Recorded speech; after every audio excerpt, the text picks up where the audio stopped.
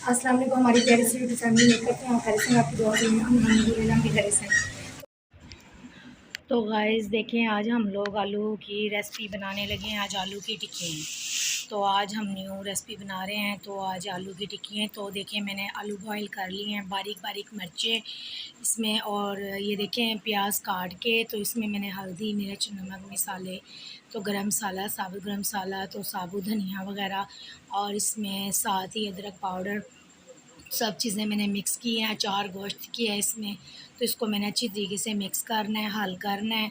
तब ये मिक्स हो जाएं, तैयार हो जाएं, तो फिर मैंने बाद में टिक्कियाँ बनानी हैं। अभी ये देखिए मैं तोड़ने लग रही हूँ इसको, आलूओं को, और आलूओं को अच्छी तरीके से मैं मिक्स कर रही हूँ, क्योंकि इसमें बहुत ज़्यादा मैंने बारीक प्याज भी काटे हुए हैं। तो अब मैं टिक्कियाँ तैयार करने लगी हूँ। देखें सामने, अब ये देखें ऐसे मैंने टिक्कियाँ बनानी है। इसको ऐसे बना बना कर मैंने अपने पास रख लेनी है। तो ये तो गाइस मज़ीद मैं तलते हुए, तलाई करते हुए मैं दिखाती हूँ आपको कैसे तलाई करते हैं।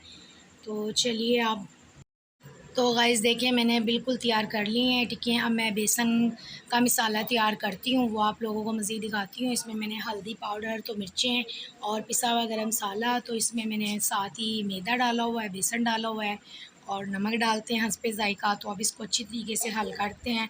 तो इसका पेस्ट बनाना है, तो पतला ना होना चाहिए, गाढ़ा होना चाहिए, जैसे अब ये टिक्कियों को इसमें अच्छी तरीके से लग जाए। तो देखिए आप ऐसे पानी डाल डाल कर इसको हल करें अच्छी। ये देखें गाइस मैंने पेस्ट बना लिया है इसका। अब तो हम चलते हैं टिक्कियों की तलाई की तरफ। अब हम तलाई करते हैं, तलाई वगैरह करते हुए मज़ीद आपको दिखाती हूँ भी।